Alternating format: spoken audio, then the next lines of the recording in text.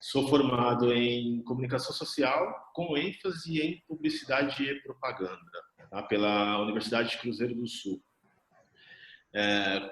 Comecei, na verdade, eu entrei, né, me identifiquei pela área em meados dos anos 2000, quando surgiram os primeiros blogs. Eu lembro que eu comprei uma câmera digital e cabia 10 fotos nela. E eu comprei essa câmera e comecei a registrar os passeios da turma, as viagens, e eu comecei a alimentar o blog, né? Naquele tempo, as dificuldades, né, comparado assim a hoje, era a internet, que era tudo via cabo de telefone, você tinha que ficar horas ali esperando dar conexão. E eu comecei nisso aí, comecei a fazer... E às vezes você trabalhava de madrugada porque era caro, ficar o dia inteiro, né? Depois da meia-noite era um pulso, né? Uhum. E depois da meia-noite que tinha um pulso que se cobrava, né? Para não ficar muito caro na conta. E eu comecei a fazer algumas manipulações de imagens, né? Desses registros que eu estava fazendo. E eu acabei me descobrindo isso aí, né? Aí comecei a vender algumas fotos para alguns amigos e tudo mais. Aí em 2003 resolvi entrar na faculdade. Eu estava trabalhando já há 9 anos numa metalúrgica, não tem nada a ver com publicidade. Eu entrei como ajudante geral e passei por diversos setores, passei por compras, almoxarifado, vendas, faturamento. Então, eu me enfiei em tudo quanto é buraco para eu aprender, né? Eu sempre gostei muito de aprender. E comecei na faculdade, comecei a estudar. Quando foi no segundo ano da faculdade, eu assisti uma palestra, né, de ex-alunos daquela faculdade, e eles estavam contando exatamente quais eram as dificuldades que eles enfrentaram e o que eles fizeram, né, o que eles estavam fazendo no momento, e eles contaram toda a trajetória, e eu me identifiquei naquilo. Eu falei, meu, se eles conseguiram, eu vou conseguir também. E assim foi. Então, eu trabalhava na metalúrgica e, em paralelo, à noite, eu fazia meus freelancers, né? Quando foi no segundo ano da faculdade, que eu resolvi realmente me identifiquei, né, com o segmento, falei, bom, agora eu vou tocar esse barco. E comecei a pegar alguns freelancers para fazer. E nessas de pegar alguns freelancers, eu conheci um cara de uma agência e na época ainda estava totalmente cru, né, não tinha experiência nenhuma na área. E eu falei, meu, eu preciso de uma oportunidade, né? E na época, ele falou, eu tenho alguns jobs para você fazer, se você se identificar e se interessar, a gente segue adiante. E assim foi. Naquele tempo, né, em meados de 2003, 2004, a grande dificuldade que a gente tinha, por exemplo, era adquirir banco de imagens, que hoje em dia tem tudo na internet. Tutorial, você encontra tudo na internet. Se você quiser aprender a manipular uma foto no Photoshop, por exemplo, você encontra tudo na internet. Naquele tempo não tinha isso, né? Eu lembro que a gente tinha aqueles books, né? A gente chamava de enciclopédia, que era um catálogo de imagens. Então, você ia desenvolver um anúncio, por exemplo, você tinha que ligar na empresa, solicitar um CD com aquela imagem para você utilizar, né? Então, um dos desafios maiores que eu via na época era isso, falta de informação. A internet era muito limitada, ainda estava engatinhando, né? E aí começou, fiz alguns trabalhos. Inclusive, desenvolvimento de sites era HTML puro, né? Não tinha nem... Na verdade, eu pulei a fase do HTML, né? Porque eu achei que eu não ia me dar muito bem com códigos. Eu falei, eu vou pular essa fase. E na época eu me identifiquei com aquele programa que chama Adobe Flash, que você fazia sites, né, com animação, tudo em Flash. E aí surgiu uma oportunidade de eu fazer um site para uma empresa, só que eu não sabia mexer com Flash. Aí tive que correr atrás de uma escola, acabei me matriculando, pagando por uma aula exclusiva, e por incrível que pareça, hoje o meu programador na agência é o meu professor na época. Ele está comigo até hoje e ele conhece tudo, desde HTML e Flash. O Flash praticamente, né? O Flash acabou com o tempo. Acabou já? Quantos cursos que você deve ter feito nessa trajetória de coisas, de tecnologias que acabaram? Você já fez a conta? O Flash já foi um. né? É porque muda a internet, a tecnologia muda a todo momento, né? Você começa a estudar uma coisa, daqui a pouco surge outra, né? Você tem que parar, se especializar na outra. Na verdade, a minha carreira começou fazendo sites, né? Aí conheci o meu sócio, né, na faculdade, ele já conhecia de HTML. Falei, meu, tem um site para desenvolver, vamos encarar isso aí? Vamos. Aí fizemos o primeiro trabalho, eu falei, bom, vamos montar a sociedade, nós dois. Ó, tem um projeto assim, assim, assado, e o que você acha? Ah, ele já trabalhava também numa agência, já tinha um pouco mais de experiência do que eu. Eu falei, ah, então tá bom. Então vamos tocando alguns freelas, e assim foi. E esse pessoal que eu conheci da agência, ele me deu uma baita oportunidade, então eu sou muito grato a ele até hoje por isso. A gente, inclusive, é parceiro até hoje. Ele era uma agência especializada em atendimento para a indústria farmacêutica. Então eu aprendi muito sobre a indústria farmacêutica. Então todos os projetos que a gente desenvolvia juntos, então eu comecei a ir para reuniões com ele, comecei a estudar um pouco mais sobre esse segmento, porque eu tinha necessidade de aprender, né? E eu vi uma oportunidade ali. E assim foi, mas se eu te falar a quantidade de cursos, quantidade de plataformas que já mudaram, o próprio Google, né? Redes sociais, que antigamente nem se falava direito, né? Que hoje é o boom do negócio, né? A gente fala aqui na agência que é o carro-chefe hoje em dia, Você rede teve o social. Orkut, né? Exato, desde a época do Orkut, né? Quando foi o surgimento, né, do Orkut. E isso foi, né, se aprofundando, o próprio Google, com as suas infinitas tecnologias, nos ajudou muito. E o que nos favoreceu, de fato, foi o boom da internet. Quando realmente a internet, quando surgiu banda larga, internet com uma escala maior, né, de transmissão, isso aí nos favoreceu bastante. Mas em termos de cursos, a todo momento, inclusive não dá para parar, porque as coisas mudam a todo momento, não tem jeito. Bom, já na década de 2010 que você tem já o iPhone já tinha sido criado, tem a ascensão do smartphone. Como é que isso mudou a sua produção? Então, a gente veio de uma época que a gente fazia tudo material offline e online, né? O nosso forte no online era mais site mesmo. Só que aí, com o desaparecimento do flash e o surgimento dos smartphones, né, a gente teve que se adaptar para essa realidade. Então, uma das coisas que a gente teve que aprender a fazer era se comunicar exatamente com quem tem smartphone. Então, todos os sites a gente começou a fazer também eles adaptáveis, né, para smartphone e monitores menores, né?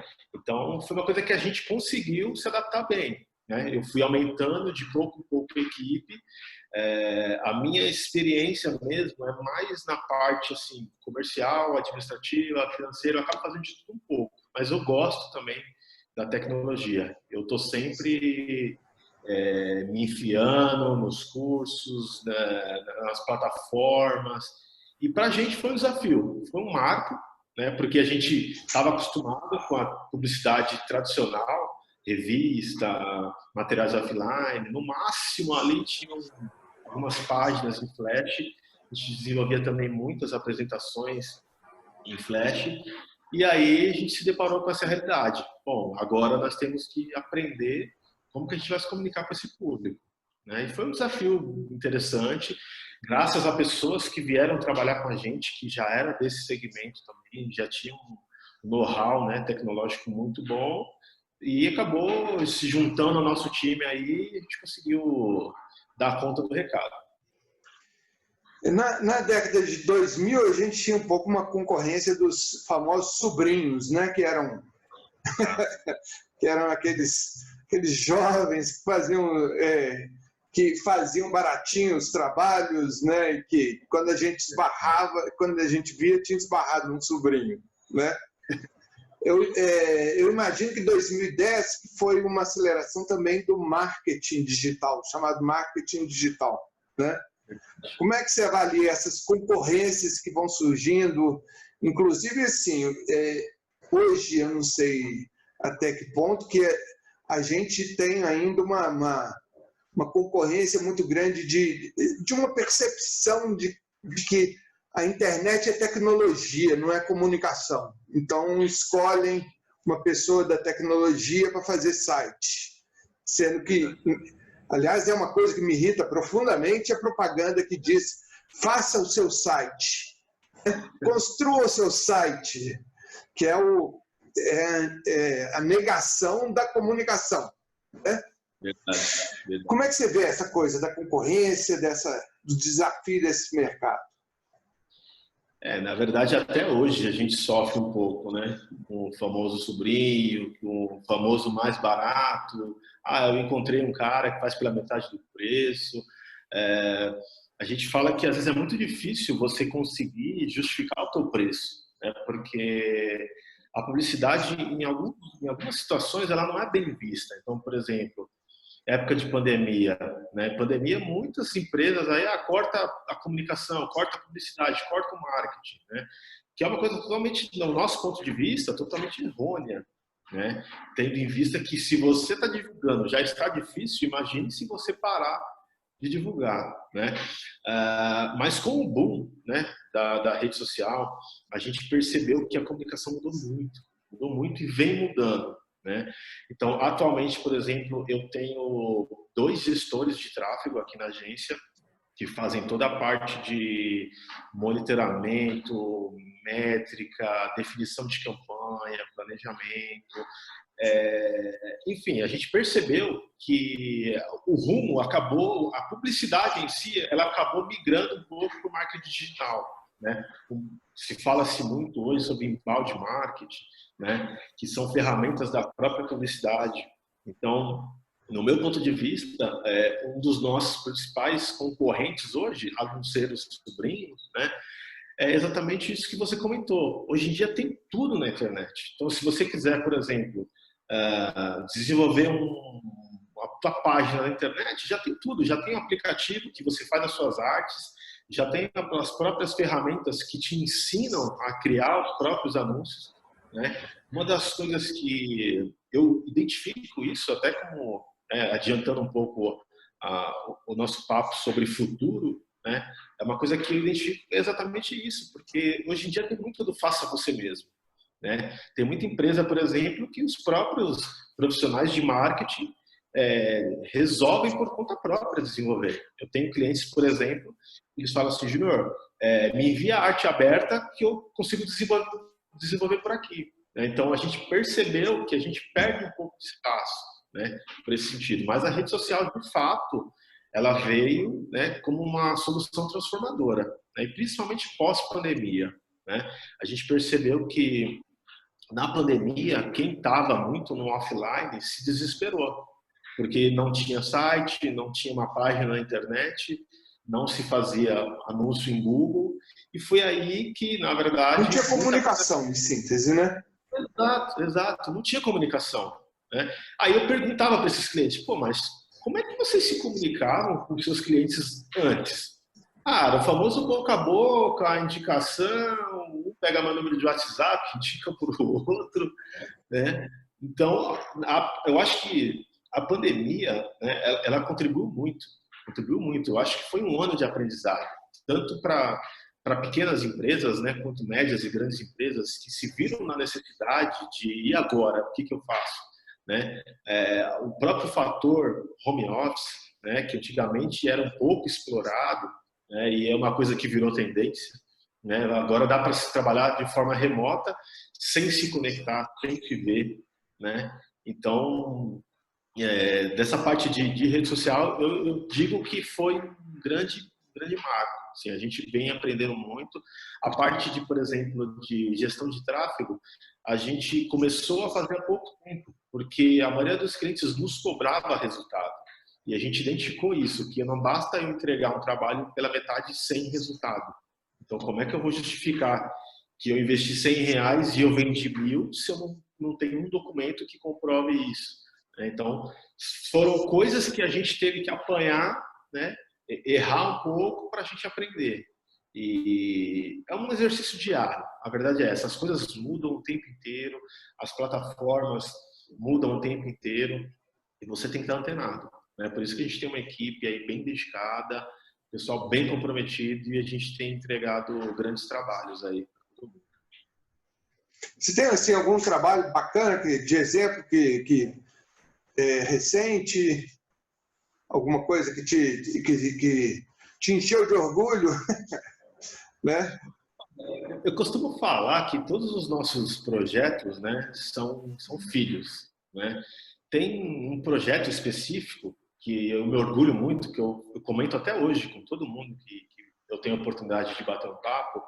Era um projeto desenvolvido por um laboratório farmacêutico, que ele tinha um nome, e era um laboratório, inclusive um laboratório grande, né? E a gente ficou praticamente 2 anos junto com o laboratório desenvolvendo esse projeto. Era um projeto para força de vendas, e onde todo mês todos os colaboradores, né, principalmente a parte de vendas, eles teriam acesso ao hot site para verificar a pontuação, tá? Resumidamente, funcionava da seguinte forma: tinha um desafio, que era uma meta, que era a campanha ia durar durante 12 meses. Se toda a força de vendas batesse essa meta, os 10 melhores vendedores iam para a Disney com a família e tudo pago. E ia ficar, acho que se eu não me engano, uma semana lá. Então, a gente teve o prazer de conseguir desenvolver um hot site muito bacana, onde todos os meses o pessoal conferia o ranking, né, o posicionamento de cada um, tinha um moral de interatividade, então o próprio gerente se comunicava com a equipe dele. A cada trimestre tinham algumas premiações, né? Então, nessas premiações, por exemplo, nós fizemos diversas modalidades. Então, tinha uma modalidade que a gente gravou o próprio gerente falando com a equipe dele, né? Então, nós disparamos e-mail marketing para esse pessoal assistir o gerente dele falando. No outro trimestre, nós desenvolvemos gravamos, né, o gerente falando como se fosse uma entrega de Oscar. Esse mês a premiação vai para fulano, ciclano, bertano. E foi bem legal, né? É um projeto que durou 12 meses, foram 2 anos de estudo, tá? Mas nós desenvolvemos tudo, desde logo, campanha, identidade visual, próprio hot site, disparo de e-mail marketing, as gravações com a equipe, e ver que no final do ano eles bateram a meta e foram todos para a Disney foi satisfatório. Inclusive o nosso logo eles colocaram lá no próprio Hard Rock Café, no telão do Hard Rock Café. Então isso para a gente foi gratificante. Então esse é um dos trabalhos que eu encaro como um filho que é bem cuidado. Você diria que esse tipo de exemplo mostra que a comunicação é bem mais simples, é bem mais sofisticada, aliás, do que simplesmente você colocar um site no ar. Verdade. E você acha que, de alguma forma, essa que vai ser a saída no futuro? Inclusive, as empresas entenderem melhor o que é comunicação? Olha, eu acredito que sim, viu? Tem muitas empresas. A grande dificuldade nossa, hoje em dia, por exemplo, são empresas de pequenas e médio porte, porque às vezes eles não têm um departamento de marketing, né? E às vezes eles acabam devolvendo para a gente a missão que não seria nossa, né? Nossa missão é publicidade e comunicação, né? Claro, está atrelado ali juntamente com o departamento de marketing. Mas eu enxergo que realmente é uma coisa que é tendencioso. Eu acho que a comunicação mais simples não é simplesmente fazer um site, não é simplesmente você ter um bom aplicativo. É uma coisa que a gente comenta muito e divide isso com os nossos clientes, né, e parceiros, que a comunicação é isso aí. Não adianta eu ter um site bacana se você não consegue se comunicar com o seu cliente interno, com os seus funcionários, né, de uma forma didática, de uma forma bacana, trazer esse profissional. E como você comentou, eu acho que menos é mais, né? Tem que ser mais rápido, mais objetivo. Tudo que a gente procura fazer hoje em dia a gente imagina assim: se uma criança pegar, ler e entender, qualquer um entende, né? Então tem que ser minimalista, tem que ser simples, fácil de entender, fácil de lidar. Não adianta você complicar. A gente já percebeu que tem que ser bem objetivo mesmo. Quais seriam as outras tendências que vocês imaginam? Quais são os desafios do futuro? Olha, Carlos, eu acho que assim, uma das coisas que a gente tem identificado bastante e está vindo bastante demanda são essas feiras virtuais, tá? Eu tenho um parceiro que ele tem uma produtora, por exemplo, e faz tradução simultânea, e a gente vem percebendo que é uma coisa que está crescendo muito, né? Essa parte de feira digital, mesmo por conta de pandemia, né? Muitos nunca pensaram dessa forma. É uma coisa que eu vejo como tendencioso também para o futuro, tá? A parte de redes sociais por si só é uma coisa que, né, eu acho que para o futuro também é uma coisa que vai bombar cada vez mais. Eu também acredito muito no poder da parceria, do network.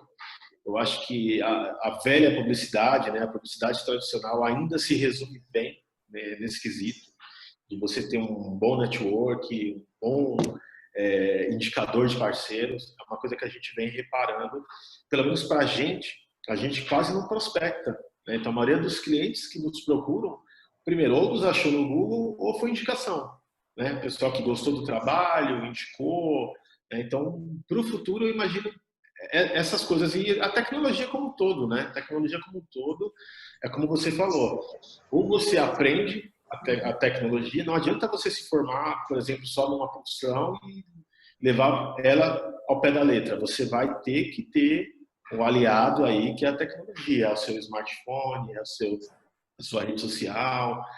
A gente vem percebendo que até o pessoal que era meio resistente, né, a encarar essa nova realidade se viu na obrigação, né? Os próprios aplicativos, né? Todo dia sai um aplicativo diferente que acaba fazendo tudo, né? Eu acho que a gente está virando um robô, na verdade, e a gente não está percebendo, né? Porque tudo está na palma da mão, tudo está num clique, num falar, você resolve tudo, né? E eu acho que para o futuro é isso. Eu acho que são itens que a gente tem que trabalhar bem aí. Eu acho que principalmente o network. Né? O network, acho que bem trabalhado, a permuta, desde que seja bem executada, eu acho que dá para virar bastante coisa legal. Bom, para encerrar, você consegue imaginar como é que um dia de trabalho daqui a 2 anos? Olha, que pergunta difícil, hein? Vamos Principalmente fazer outra depois de... pergunta. Como é que está a questão, por exemplo? Você acha que você já está, de alguma forma, atento para, por exemplo, as oportunidades que vão surgir em relação à realidade aumentada, realidade virtual, inteligência artificial, internet das coisas, assistentes virtuais? Até que ponto que isso já está no seu radar do futuro? Olha, eu acho que, por exemplo, tem alguns projetos que a gente também desenvolve, já está desenvolvendo através de realidade virtual, realidade aumentada também. É uma coisa que a gente já vem trabalhando, vou te dizer, a curto prazo. Tá? É uma coisa que a gente não é o nosso dia a dia, não é o nosso foco, tá? Mas é uma coisa que realmente a gente entende que mais para o futuro isso tende a nos cobrar. Né? Então, por exemplo, mesmo a parte de gestão de tráfego, né, que eu comentei, era uma coisa que a gente não fazia. A gente sabia da existência dela, só que a gente simplesmente foi deixando, mais para frente a gente vê, mais para frente a gente vê. Quando a gente viu, a gente já estava numa situação que a gente foi obrigado a aprender na marra, né? Mas em termos de novas plataformas, novas tecnologias, a gente já está meio que engatinhando, mas talvez por um curto a médio prazo a gente vem desenvolvendo algumas coisas. Inclusive, um dos nichos que a gente atende hoje é a indústria farmacêutica, que é uma coisa que nos cobra bastante. Então, tem projetos que a gente desenvolve em parcerias, que também eu acredito que isso nos fortalece muito. Você identificar bons parceiros, né, que dominem infinitas ferramentas, infinitas formas de se trabalhar, porque você acaba englobando no seu serviço e faz uma entrega mais eficiente para o cliente. A gente faz muito aqui também, por exemplo, a parte de 3D. 3D sempre foi bastante explorado, né, por agências. Só que, por exemplo, tem anúncios hoje em dia que a gente faz que a gente consegue fazer 3D animado, né? Coisas que tem muita agência, tem muita empresa que às vezes acaba não investindo nisso, mas a gente identificou que é um tipo de segmento bacana de se explorar e é um tipo de anúncio diferenciado que você consegue explorar. Então, por exemplo, essa tecnologia mesmo do próprio 3D é uma coisa que a gente já vem estudando, né, de longo prazo, e a gente identifica também que é uma coisa que vai fazer diferencial lá na frente também. Tá? Além das tradicionais, né, mas da nossa parte, né, falando em si, para resumir, eu acho que é isso. Eu acho que essas ferramentas que a gente já utiliza e não consigo imaginar muita coisa, principalmente depois de pandemia, né? Nosso foco era sobreviver à pandemia e estamos aqui e agora é projetar o futuro, mas eu acho que vem muita coisa bacana aí pela frente aí. Muita coisa que a gente vai se surpreender ainda, viu?